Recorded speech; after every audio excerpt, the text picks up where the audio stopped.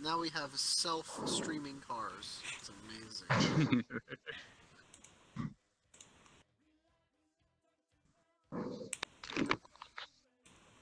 Come see my show. I stream live on Twitch every day, driving on the road. It looks like the same key to me. It's streaming. Are we live now?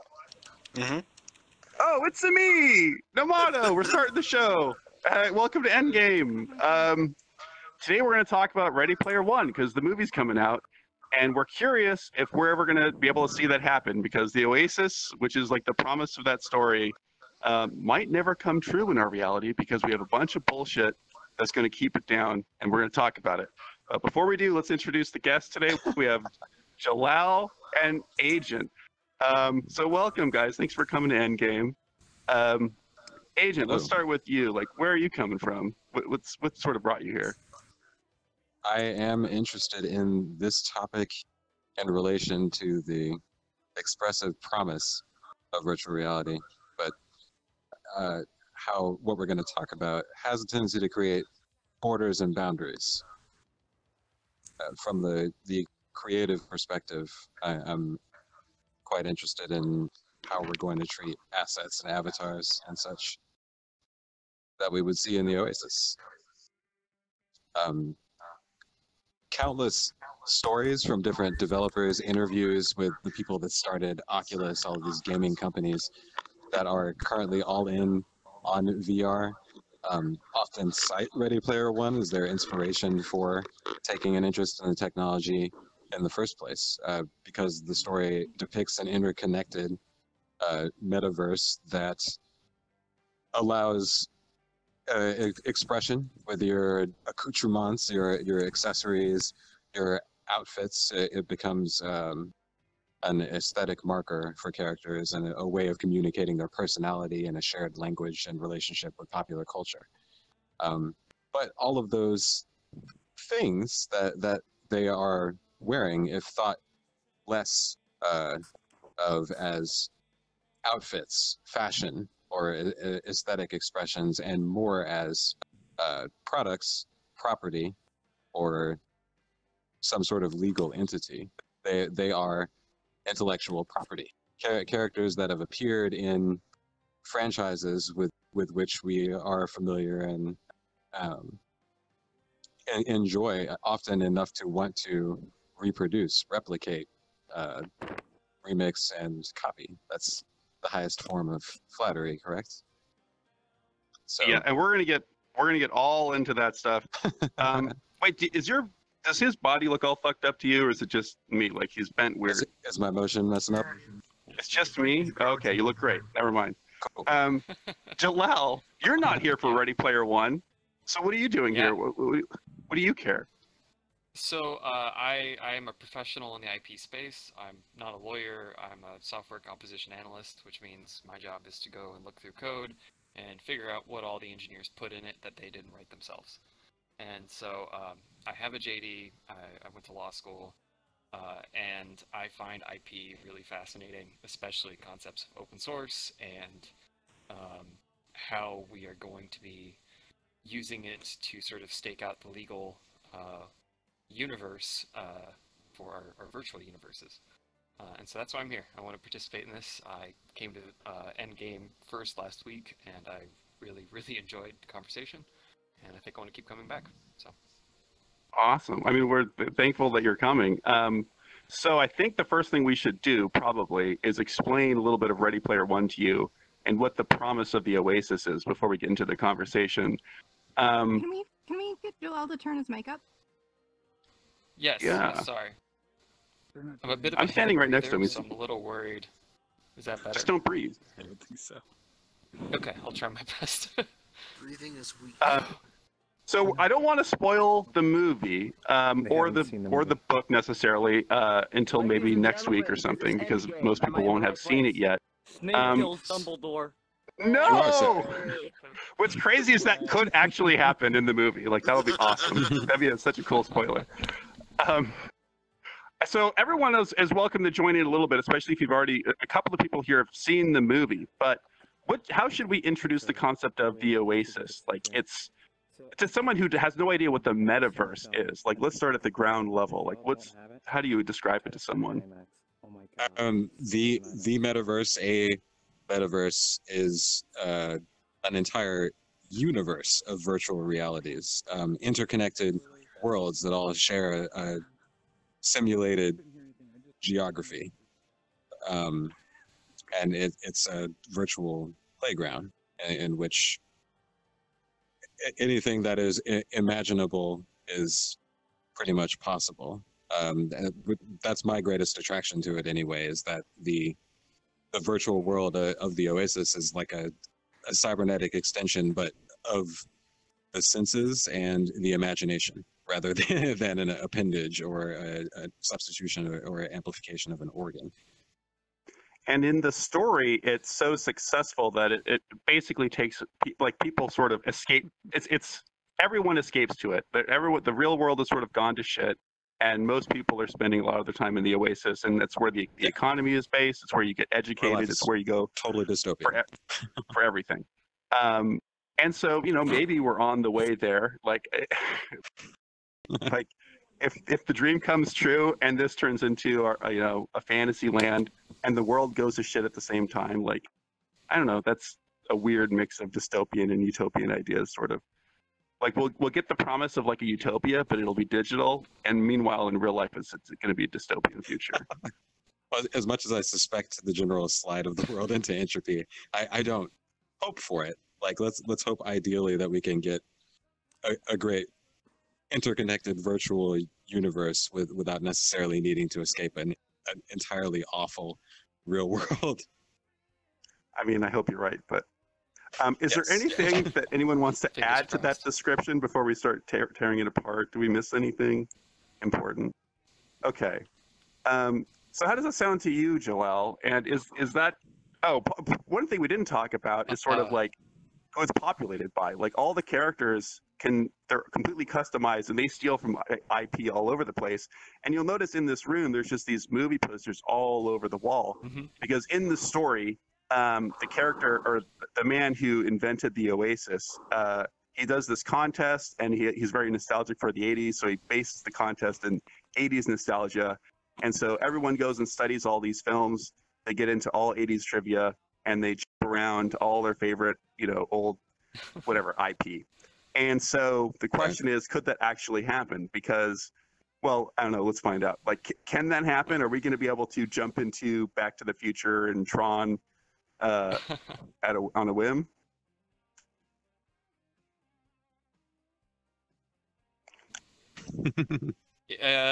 If they license it. Yeah, so, unfortunately, if the rights holders let you do that, yeah, that's what they'll let you do. Or as long as they don't see it, like yeah, or part don't of enforce, the very charm of both the Oasis and, incidentally, increasingly, VR chat is being able to look around yourself and see some familiar faces in the form of expressive homage to beloved characters, like your own right now. Yes. In the Oasis, it has the effect of making that universe constructed. Its constituent parts are popular culture and culture itself, like a bricolage that surrounds you of something that unifies us. Yeah. And so I guess you're kind of pointing out the first... We better get that. One of the first obstacles you're pointing out is that if they allow it. So, like, if Nintendo allows Mario to be a big part of the Oasis, then it will be. But we don't know that's going to happen, and it's sort of up to them. So, I don't know, what does that... More likely, they would create their own content, plug it in. But, yeah. But is that what we want? Is that, like... Do we want to have to buy the official content from people, or do we want to create it ourselves? Like, part of the magic here is, I mean, some of these might be ripped, but like, there's a lot of custom work in here, and a lot of like, artists doing, this is all customized. Well, I say that, and as I look around, I'm seeing a lot of people that it's just purely stolen from something. Yeah. So this wouldn't be allowed. Sorry, I'm having my headset's gone black, so I'm just hearing you guys. Oh, no. I'm just talking, so I don't know what my avatar's doing right now. But I'm gonna stay in the conversation because I'm enjoying this. Garrus kind of has his yeah. finger up. Does he? You're still good. We can hear you. So yeah, go ahead. Okay. I was curious if you had some insight into what distinguishes legally, say, like fan art from IP infringement. Like, is there any case for treating avatars like the ones that we're wearing currently as the same sort of legal entity that fan art is defined as? Well, fan art is an infringement. It is. There's no doubt about it. I think. Thank you. I think. Oh, finally. It's just. They don't. Most companies don't find it useful to enforce their IP that aggressively, and it's not. It doesn't make them that much money, and it pisses people off a lot. Which is always the calculus you're making when you're deciding whether or not to go after someone for violating your IP. IP copyright and patent law, by the way, is in the Constitution. It goes all the way back there. Congress has to make a copyright office, and they have to make a patent office, and they have to give them legislation to sort of act on. And copyright covers any creative expression that can be fixed into a tangible medium. So for software, if you can print out software, right? And these are just assets that you could fix these into a tangible medium, or you could argue that VR is a tangible medium because you can experience it. So, what does tangible mean in this case? Like, what would be intangible would be just an idea. It's defined. Yes, yeah. The idea is they don't want copyright to be used to protect like math, or to protect like, because could you imagine the consequences of someone copyrighting an equation? Yeah, you can't protect math at all. That's very dystopian. Yeah, right. So they don't. Thankfully, they don't let you do that. Yes, software. Did someone just say that they've come close to attempting to copyright math? Yeah, you can see it in patents, I thought software patents, or even algorithms, software that's copyrighted. True. I know it's not quite there, but I think it could go that way for sure. It might be useful to define a few other terms. Like, we've sort of explained the OASIS to you. So, like, what else do we need to understand about intellectual property before we get deeper into this? Like, you said copyright is about something that's tangible. Okay. So what's that mean? Can be fixed into a tangible medium. So you could fix software or digital assets into a tangible medium, like paper. That was actually one of the arguments used in the case where they decided whether or not you could copyright software, was the fact that you could print it out. And so you could fix it in a tangible medium. Another one. So tangible has to mean physical. That's a question. That seems like such a stupid loophole. Like, already that seems so silly that you print out the code and then that means it's tangible. Like, that seems in the 70s. That wasn't crazy. Yeah, I mean, to us, it's totally. the capability to do that determines its legal status. How weird and interesting. That's odd. Yeah, sort of. I don't actually know what, like, a purely digital asset, if you couldn't express it some way on paper format. But yeah, there's that aspect to it. Another thing we should talk about is derivative work, because I think fanfic is a great example of a derivative work, right? You're basing your own remix culture. Yeah, that's also derivative works, exactly. Yeah, and it's all you've taken someone else's copyrighted item and then you've modified it, changed it, or expressed it in a different medium or something like that. And that's obviously a huge part of VR and music and a bunch of other cultures. And, you know, guys, every day of our lives, I remember first day of IP survey, which is first IP class you take in law school. A professor said, "You guys are infringing probably 20 patents just by being here." And he meant that unironically. Just the technology that you keep on you, the vehicles you drive, what you interact with. Yeah, totally. But just because you infringe, you know, that's the first step. Then you have to enforce, right? So. Does that scale? Like, is that do we want to live in a metaverse where we're all technically infringing, but since no one is putting their foot down and making a fuss about it, it's sort of okay, but we're always just teetering on the edge? Like, that doesn't make me feel stable. Dojo, did you have something to say? That's the idea. Yeah, just about derivative works. I've been reading from the Wikipedia article here, and I'm pretty much reading it verbatim here, but there's a part I think is of particular interest to avatars and VR worlds that are made originally. There's an article from Judge Pierre N. Laval in the Harvard Law Review called Toward a Fair Use Standard, where about fair use he wrote, the use must be productive. This is about the matter of transformativeness defining fair use. He said the use must be productive and must employ the quoted matter in a different manner for a different purpose than the original. If the secondary use adds value to the original, if the quoted matter is used as raw material, transformed in the creation of new information, new aesthetics, new insights, and understandings, this is the very type of activity that the fair use doctrine intends to protect for the enrichment of society. So it sounds to me like things like originally made avatars based on existing IP might pass some of those tests as long as the original rights holder isn't already putting out their own official avatars. Yeah. Yeah, totally. Fair use is the football, or not the football, the Hail Mary, the legal Hail Mary that you throw is that's how I've always had it described to me, because it's kind of a mushy test. It relies on a couple of factors.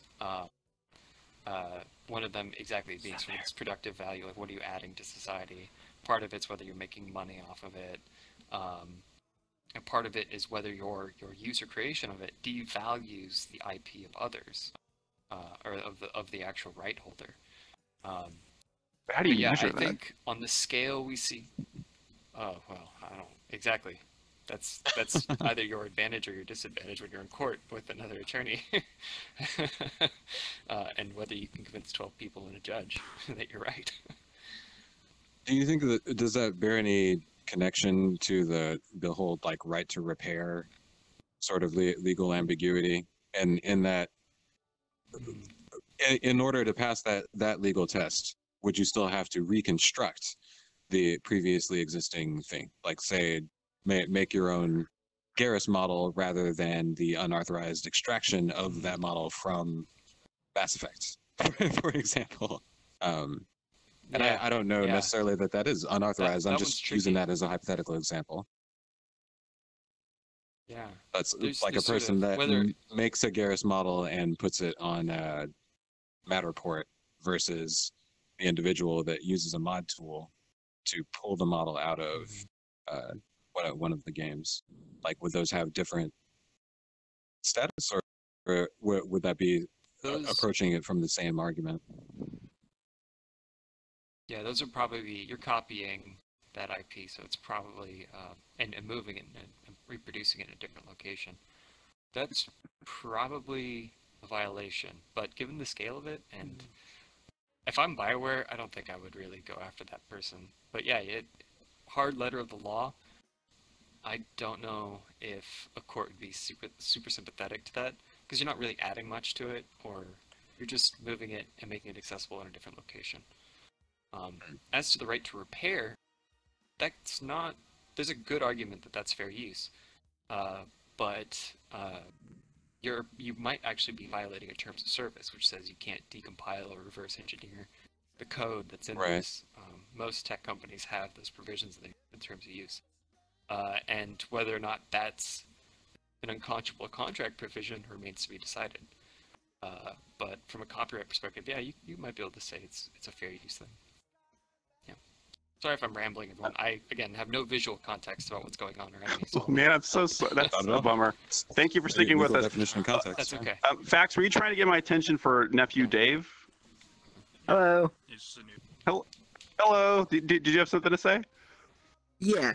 So I wanted to mainly go out about how the law of copyright is not as hard as it might seem. The main reason is that this armor is from a game, basically just the concept of it is from a class called a Max from a game called PlanetSide 2. Now, the thing is, the idea of Max, and as it's featured in the game PlanetSide 2, is indeed copyrighted. But there is a workshop, in much like they have in games like Team Fortress, for example, where you can go ahead and create your own cosmetics. And this is essentially built on top of the initial Max armor. Credits to whoever made it, by the way. I forget their name at the moment, but nonetheless, the law of the land is not exactly set in stone. There's room for interpretation, especially if for example, the game developer allows customization. Especially as featured right here, this is some very good armor for a game that was already built like some ages ago. And especially when it comes to copyright law, this resembles the design of the faction called the New Conglomerate, blocky square armor, but is considered an improvement upon the original IP that was made by someone. It could be made by you, it could be made by me. As long as you've got permission from whoever made it, for example, it's a very good thing. Yeah, there's probably, if you read the license agreement, there's probably something that says you can create a derivative work of this thing. Granted, you're going to have to give us, you know, our basically, if you read it, there's probably a blanket list of things that you're giving them in return. It's probably the right to sub-license, the right to create their own derivative works off of yours. What you're essentially agreeing to do is, I've played some PlanetSide, and it's like you get a share of the profits. So you're handing them over pretty much full rights via license in exchange for, you know, a cut of the profits, and they distribute the IP. Yeah, and that fits. That's a model that we might actually see a lot of in this universe. Is we'll probably see a lot of developers create tools which you can create your own thing, but they're going to own the end IP, maybe alongside you, maybe completely on their own. Maybe you'll get a cut of the profits, maybe you won't. Who knows? It depends to see what sort of the marketplace will decide. So precedents to look at might be like modding communities then, from different games like PlanetSide, Fallout, Skyrim, etc. Okay. Yeah. Modders have been sued before in some contexts for, paid mods.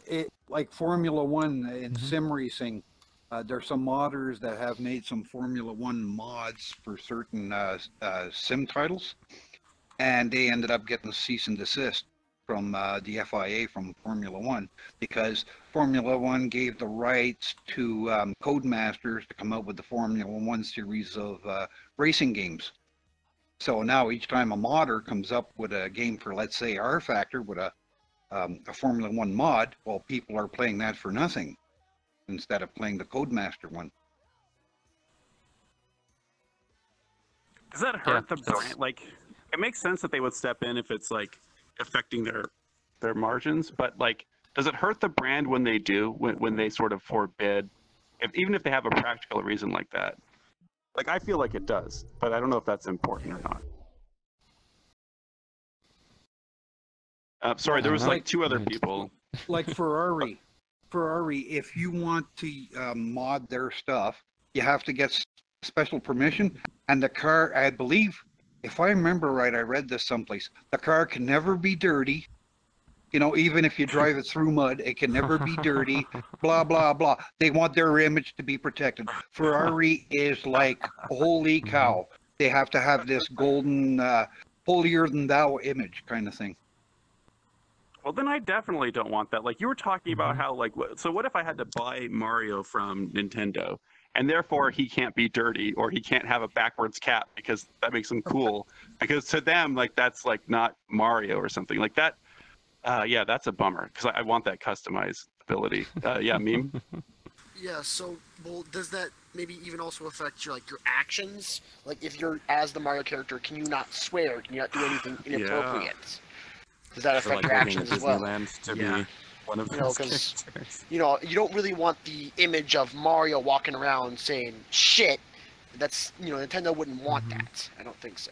So I wonder if that's what we should do at the end of the show. Is just march around cursing as much as we can, trying to like piss off as many IP people as we can.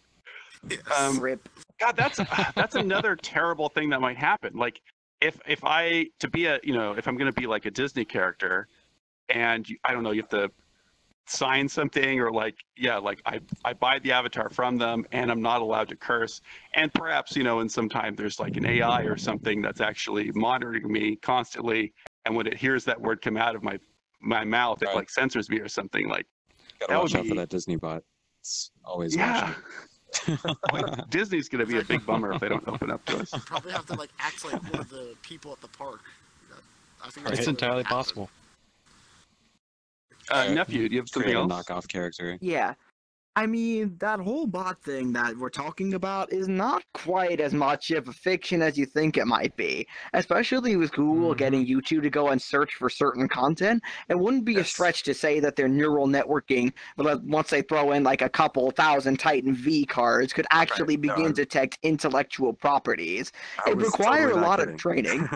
But like, especially as far as that goes, especially because I'm a walking intellectual violation, I didn't ask Daybreak Games to do this.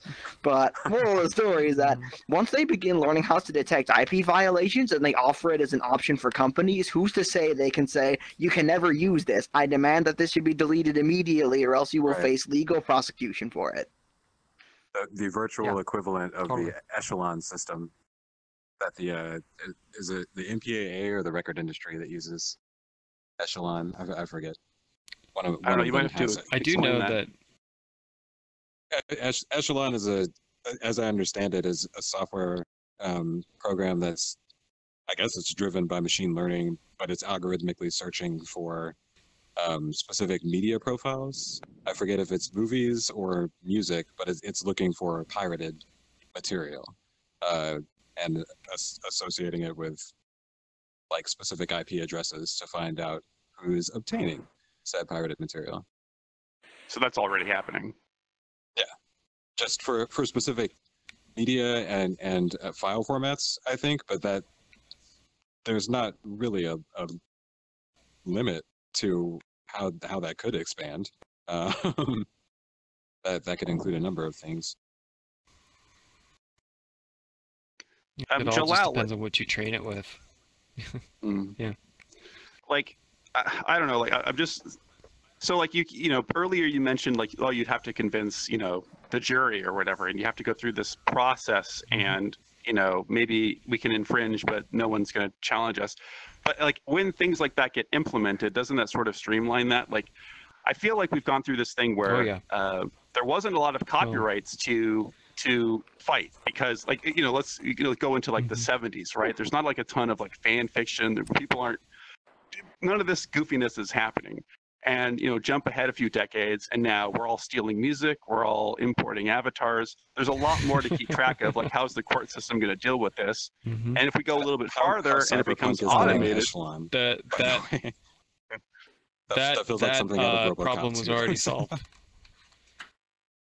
That's what the DMCA facilitates. The DMCA does that. That's one of those. Yeah, basically the DMCA requires companies that have platforms like this, or Google or Facebook or anything else, to basically, whenever they receive a complaint from another company, like, hey, this content is on your platform and it violates our IP, they have to have a process in place to go and take it down. Or they baked into that is, if you get a notice, you have a right to go back and say, no, this isn't infringing and here's why. And then they might send you they might escalate it at that point, send you a cease and desist directly or something. But yeah, the DMCA sort of automates that or lets companies automate that process. So like Google, you're like, you ever see those videos that are blocked or banned? They have a team of people that go and look for those, but they also have some automated detection techniques. And companies also have those running on YouTube too, like Time Warner and stuff. And if they find something, they send an automated message straight to Google, and Google automatically can take it down.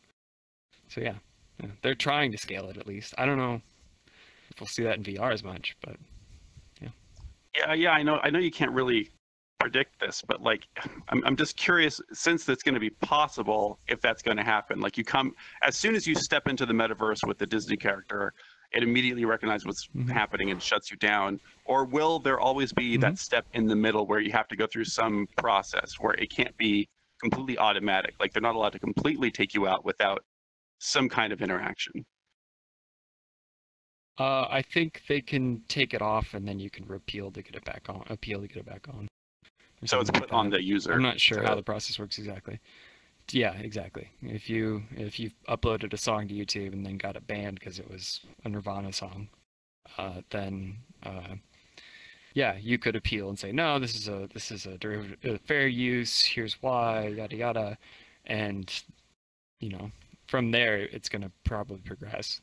The company I just don't want to be on. Send you a cease and desist. And... Is it even the individual that's the target there, though, or could it be perceived as similar to hosting that content? But what if some offended company or IP owner decides then to go after VR chat rather than focusing on a specific individual? Well, the DMC is supposed to.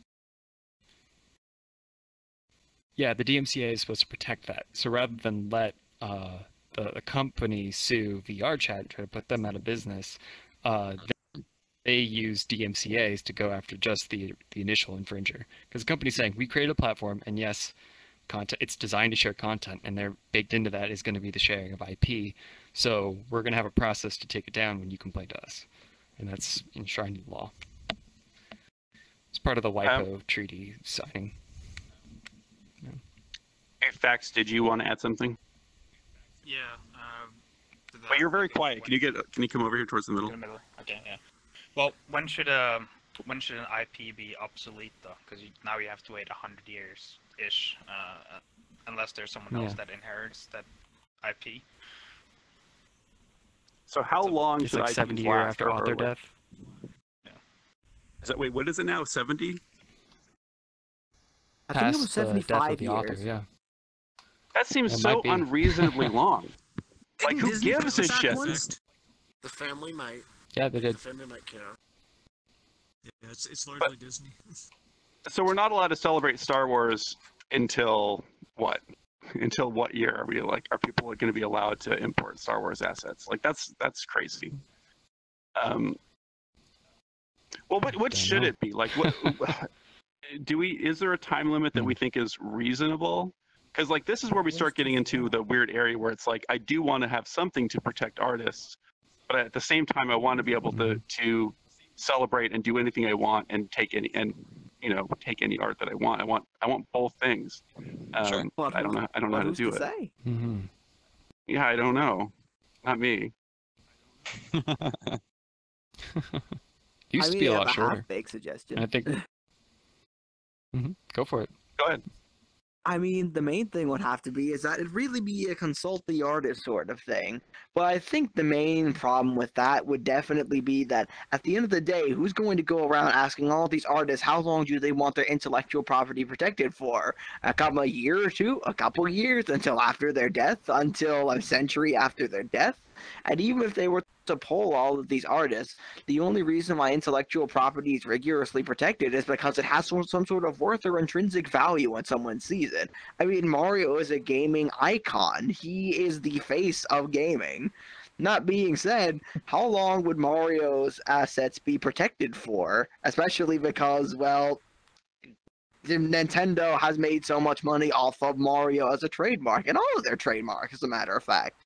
Who's to say how long they should be protected for, especially when there's other people, more than one person, who has an interest in Mario, especially not just a family, but as an entire company, because Mario is most likely the face of Nintendo.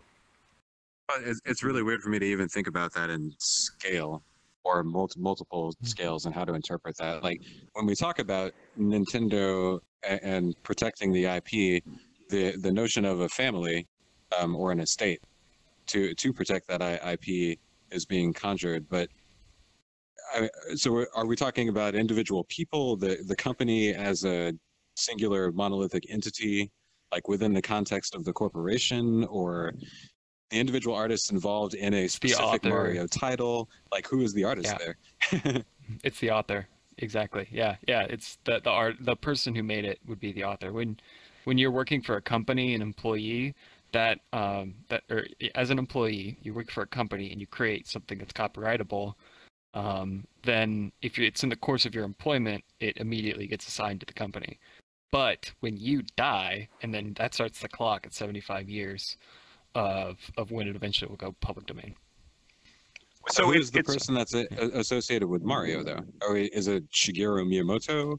I think so. Yeah. Who is wearing the dead man switch of sorts? I guess that is like intellectual. Wait, so even though they don't own, the artist doesn't own it at all, it still goes by when they die.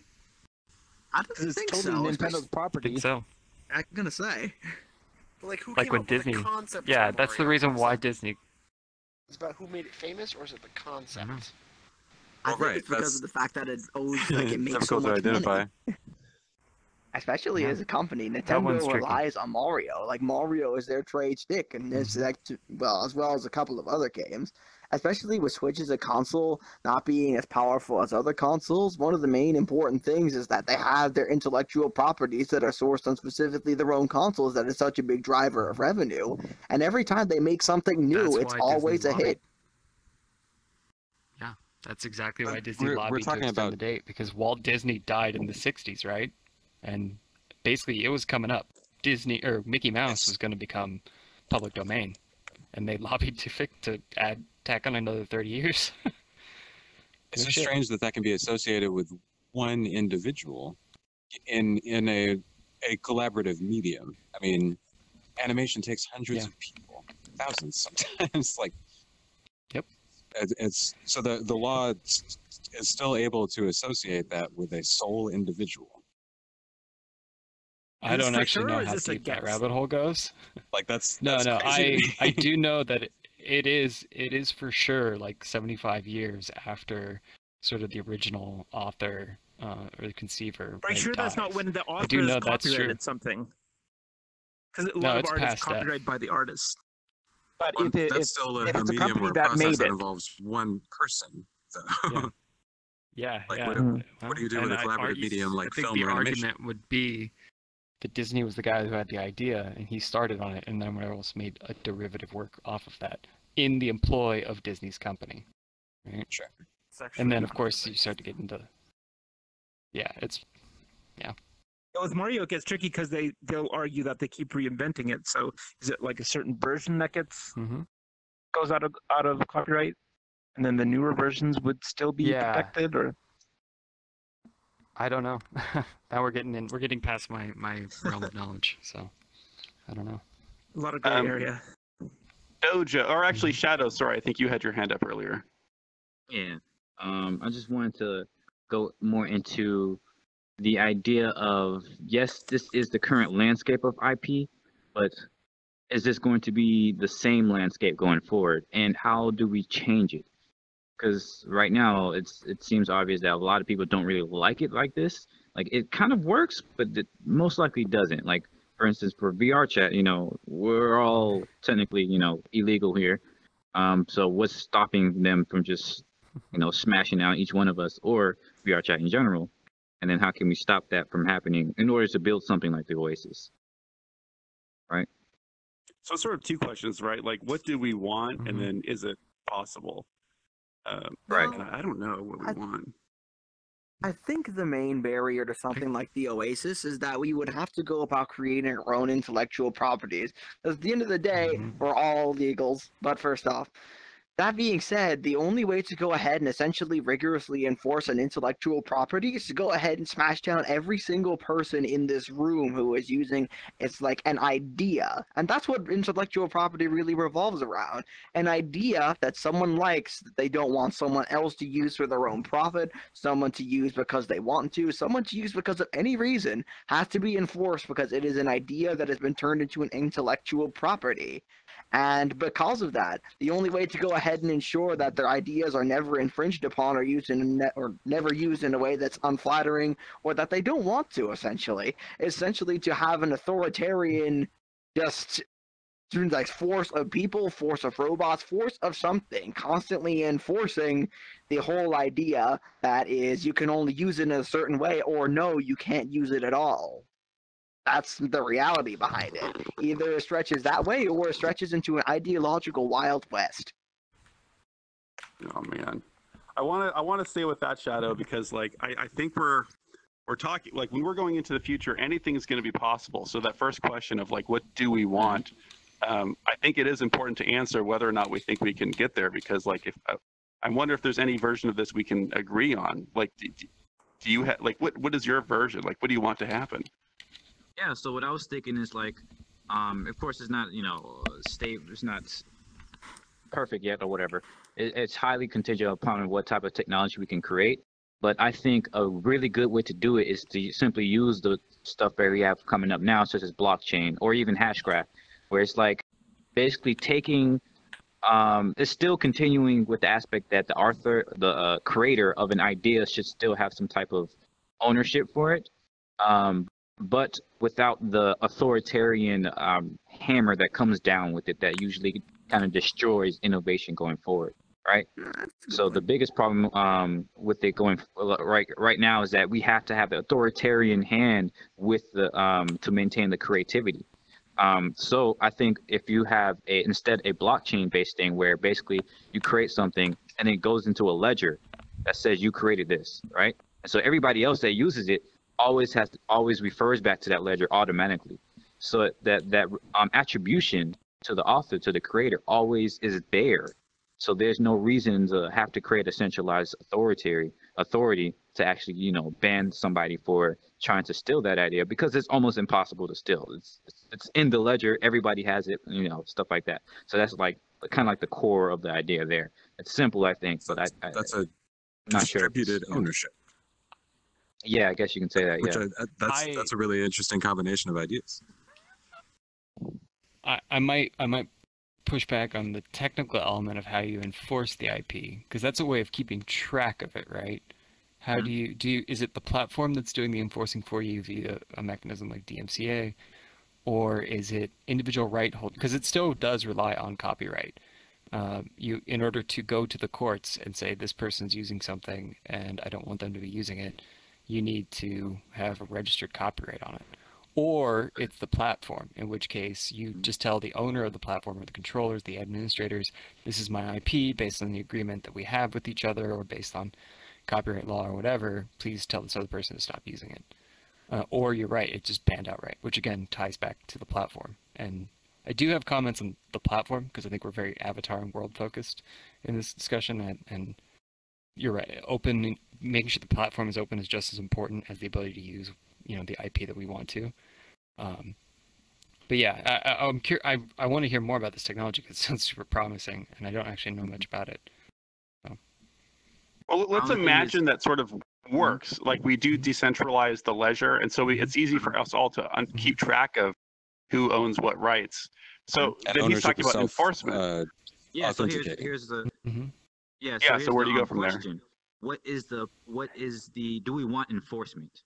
Right. So what is the is enforcement an inevitability, right? If you have self-authentication? So yeah, originally enforcement is like that authoritarian piece is saying, I don't want you to use my art, but why? Usually it's because if you use it, it might get stolen from me, and I will never get an attribution or commission or anything like that. That's usually the fear, right? But in a blockchain thing or in any type of thing where you can, distribute, you can have that attribution. Then there's really no point in the enforcement because you're always going to get your credit. You know what I'm saying there? Yeah. It's so is there even a point in enforcement? I just have this emotional difference. So you're... Oh, no, go ahead. Sorry to press you on the technical details, but the idea of attribution, you're basically saying that's the credit or the reward that I would want to get out of it. And there are other sort of open source ideals that want more than that. For example, share liking, right? If you've taken my thing and then remixed it or modified it or built it into another thing, can you share that thing's source with me so I can do the same in kind, right? And that might be something that you would want an enforcement mechanism, not just to say like, I made this, but also like, I want to make sure that people are sharing their changes to it back with me. Which isn't so much a draconian or like money-oriented motive in but it is something that IP can facilitate. Oh yeah, definitely. Licensing. I think that's also very possible. There's this game called Project Spark. That used to there was a Microsoft game that was actually pretty interesting. What they did was one person, like, you would create a world, right? And then everybody else would have access to it, so they can edit it and share it and do whatever they want to, right? But every time you edit somebody else's world, it has like a bar showing you how much of an edit you did to it, right? So every time you share it again, that original attribution is there, so you can still, the person who created it still can see all the people who edited it, but they can also see how much of it was edited, right? So does that kind of like cover what you're talking about there? I think that's. But it would have to be shared in kind, or at least they would have to go and access it. But yeah, I think I see what you're saying, and I think it requires a platform, right? At the end of the day, and it depends on the design choices that are made in that blockchain, right? Because that blockchain could, in theory, right, be constructed so that it doesn't do that. It doesn't give you that attribution back, or it doesn't give you the changes back. So that's one thing we have to be careful of when you build that kind of platform. And you know, it makes us wonder, like, a lot of the platforms, VR chat is a closed source platform. It's free to use, but you can't view the source code. So I'm sort of something to consider. I'm curious because like that does sound kind of ideal to me. This idea of the decentralized and like and attribution being sort of consistent. Can we do a quick poll? Like, how many people would give it a thumbs up if that sounds good to you, or a thumbs down if you don't think that's a good idea? I missed. Just curious. What was the question? Don't worry about it. I don't know if I'm giving a thumbs up, but I'm trying to.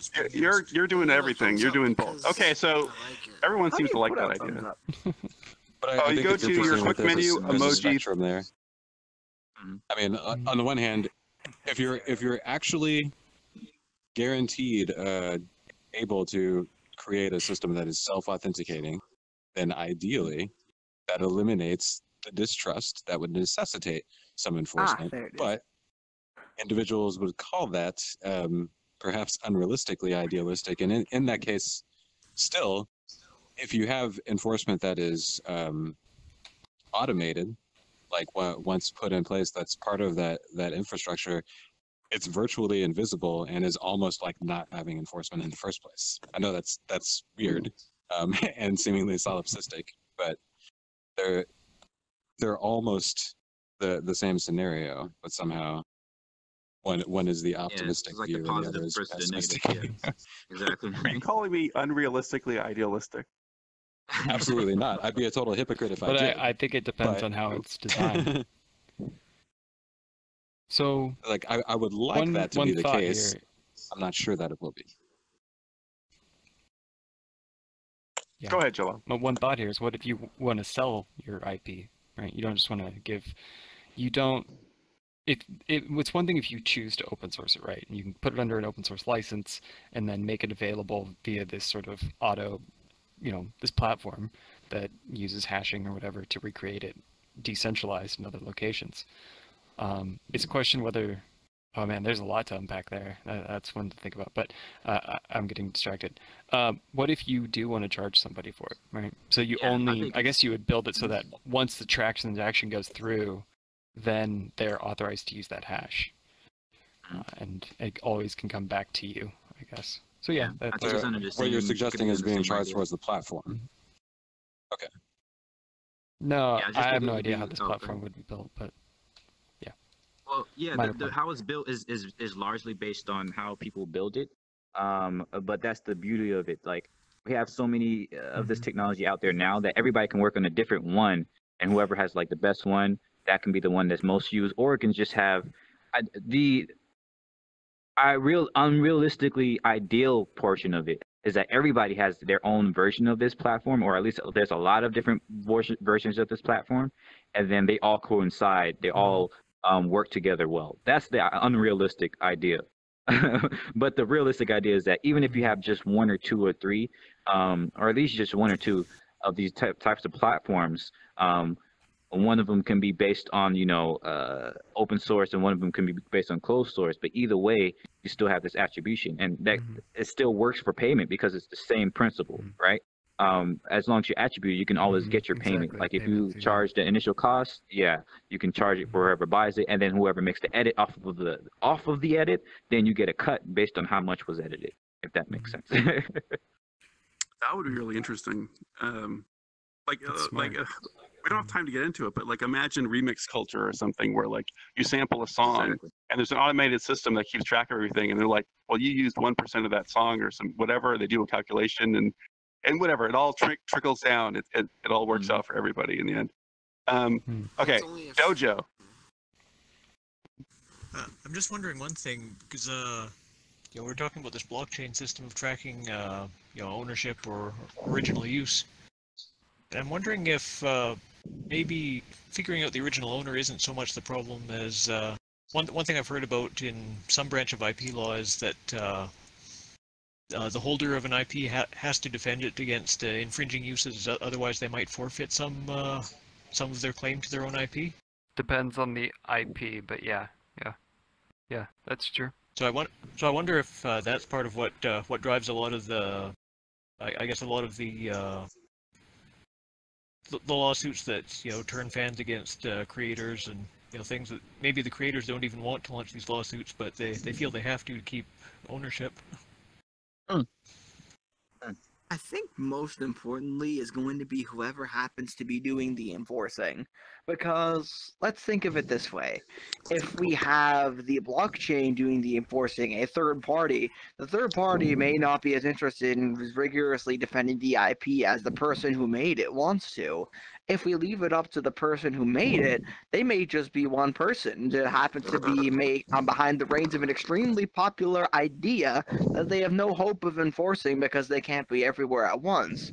If it's left to a large company like Disney, like somehow, even though they have cracked down hard on all of their movies in a rigorous defense of their intellectual rights, I can still somehow Google Tangled and probably find the movie ripped online somewhere. That being said, I don't think there's really much of a hope for an intellectual property being fully defended as they'd like to, even if they went ahead and had as many resources as the Walt Disney Corporation, for example. And they'll allow it if they think they'll make money. Like Comic-Con, they're not telling people not to dress up like them, as long as they think they like fanboys and they like money. So if they think they're going to come out ahead, they will find, and if they can profit from it, they'll allow it, I think. In the long run. Yeah, but if you rip on them, fair use. They won't. Yeah, Does it? Like, sort of. Yeah. Like cosplay probably falls under fair use, but anything that's going to be either critical of them or their ideas, like for example, okay, well I don't have an example off the top of my head, but like if they don't like it, they have to have the resources to essentially enforce it. And a small creator behind the reins of a big idea, at the end of the day, may not have the intellectual property muscle and the eyes everywhere approach of Walt Disney. And even then, the eyes everywhere approach of Walt Disney, it hasn't worked out as well as they'd like it to. From a technical perspective, that's a trademark thing, but yeah. Oh, sorry, go ahead. Well, I was going to ask if we needed to get into some of the sort of subcategorical aspects of IP law, or like patents, for example, relating to virtual reality because of the technology and competing companies' ownership of like all of those hardware innovations. I feel like that'd be a brand new ground, no? If you made an open source platform, I realize that's intense. Would probably get sued. No, you're right. What about actually, that's is an OSVR an open source platform? Are they not open source? OSVR? There are a bunch of ones that exist, but in theory, if you become either you're going to get co-opted or try to get co-opted. Companies will want to use your stuff, right? Because you've open sourced it. Or if you're a legit threat to their bottom line, they might try to sue you for patent infringement, which in exchange you could have to think about being prepared for. I don't know how far the patents extend, whether they're actually any good. One nice thing about VR is that. Sorry. My apologies. One I didn't nice mean thing to about interrupt you. VR. Go ahead. Yeah, is it goes back to the 90s, 80s actually, right? So a lot of the patents that were made then are now open, or at least public domain. And we're gonna get to the point where a lot of the core technologies of the internet are gonna be public domain or no longer patented. Now there might be derivative work and all this other stuff. Patent gets complicated in that regard. But yeah, that's a legit threat to sort of a really open platform. Not one that's insurmountable though, but one to keep in mind. We are getting towards the end, so I don't know if we want to get into anything that's too deep. I want to take a quick poll before we ask like any final questions. Like, based on what we've talked about, how likely do you think it is that we're going to get the OASIS, sort of the OASIS presented in the book? And let's say it happens. Is the OASIS like 70 years from now? What's the timeline? I forget. Whatever. It's like 60 or 70 years. 2045. Well, that's soon. Okay, only nephew is pessimistic. Okay, Shadow too. I'm a bit pessimistic. Yeah, because of how it is right now. The OASIS is like builds on the idea of VR chat, but it uses such like if you really read the book, the technology in there doesn't really make sense. That's just the fault of the book being written almost 15 years ago, and the internet was barely working. VR was like nothing, so they couldn't really imagine what it would really be.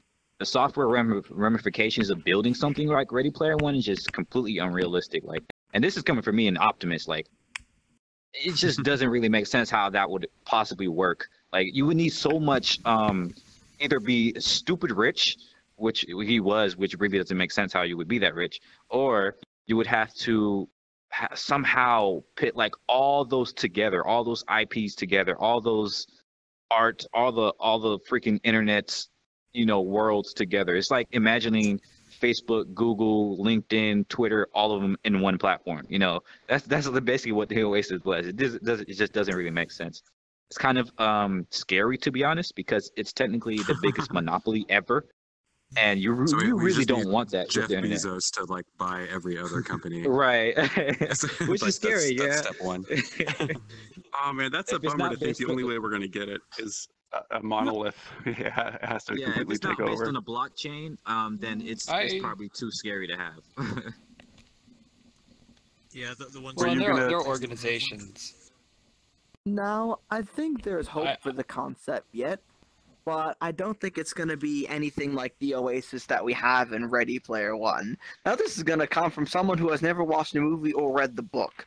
But from what I can tell on the promotional material, I mean, it looks great. It has tons of intellectual properties from well-acclaimed companies like Nintendo, Blizzard, whoever made the Iron Giant, even though I watched that movie, I forget who it was. But the moral of the story... Oh, thank you, sir. Well, the moral of the story is that it's not that it will be perfect. It's not that it will ever be in that image, because if the one company doesn't cooperate, the entire image shatters, or at least it gets a little darker. But that still doesn't stop us from creating not only our own riffs, but entirely new intellectual properties. And our choice to defend them or not is essentially up to us. We can do whatever we want with them. And maybe someday, maybe one day, it will help to create an OASIS that's maybe better than what we currently have. Who knows? That's fair. That is optimistic. Any final thoughts from you guys? I mean, I see many potential paths. I'm not sure which one we'll be walking down. I'd like to hope that at some point we can have a giant, interconnected, super imaginative, populated by pre-existing intellectual properties or not world in which to inhabit and share with each other and express and create. It would be a bummer for that to be overshadowed by any sort of imposition of legal entanglements or giant corporations attempting to control or mitigate something. But I don't think that that's an inevitability. And I love the idea of something that's self-authenticating, that creates a space of trust in which you wouldn't necessarily need so much legal action to begin with. But I don't know that that's an inevitability either. So we'll have to see what's going to happen. Or build it An ourselves. avatar can hope. Yes, that as well. It depends on the I platform. like that better than passive observation. Let's make it. Oh yes. What about you, Jalal? It depends on the platform. I think it depends on the infrastructure. I think all like Google, Facebook, they're all these companies, but they all kind of have their own spaces staked out, right? But they all sort of depend on the same infrastructure that is the internet. So if you want to create these digital worlds that interconnect and where there is sort of this endless free expression, it depends on how you build the platform. All these companies are standardizing the DNS platform for the internet, well, or at least the standard for it. Then maybe we'll see some similar things for the VR universe. But whoever makes it has to be able to sustain it, and that requires maintenance and people and energy and time. And maybe through an open source organization, like what we see with Linux or some of these other huge software projects, maybe something could come of that. But I don't know. Basically, if we don't try to support things that match with what you view the future to be, then that future just won't happen no matter what. So that's my thought. I don't know if it will happen. If you had to guess, but you got to work for it.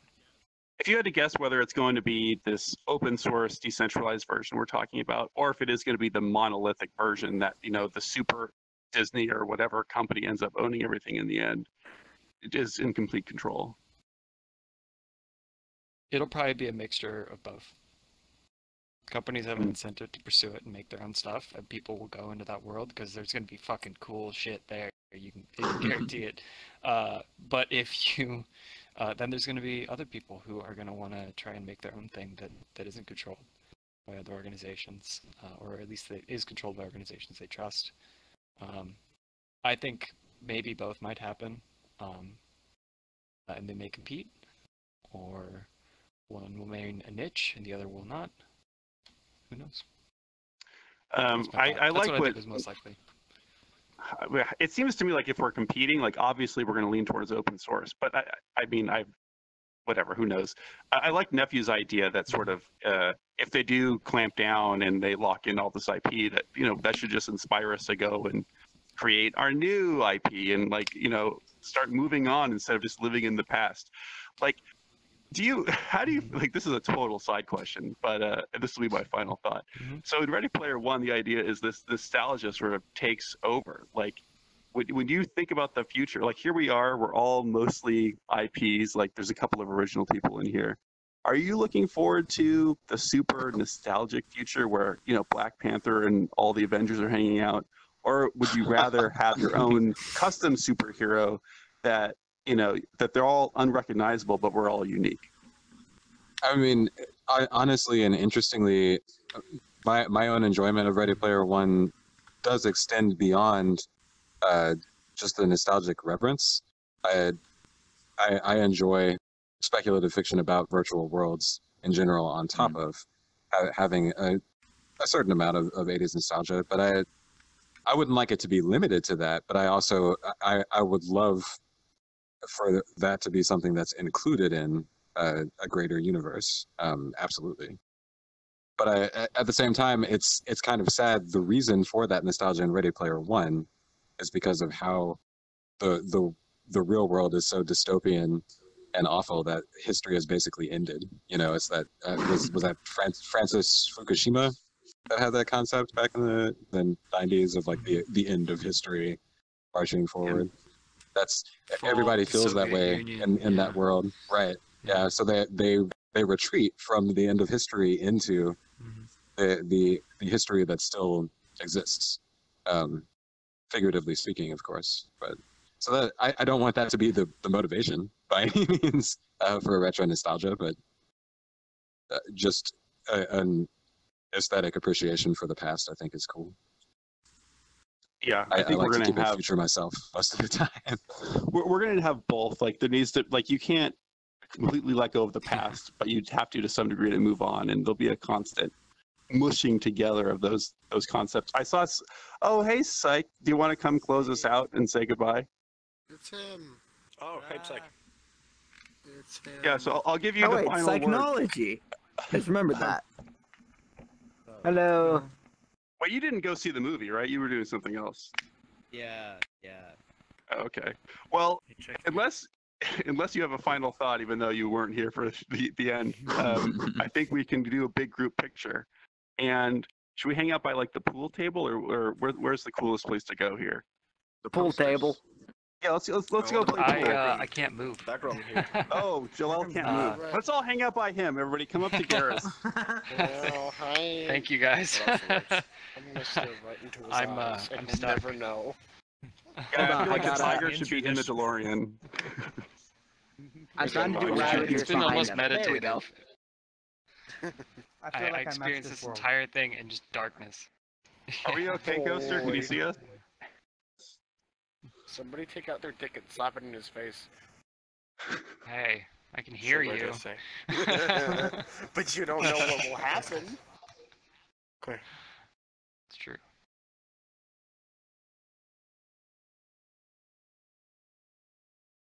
For the OASIS? Yes.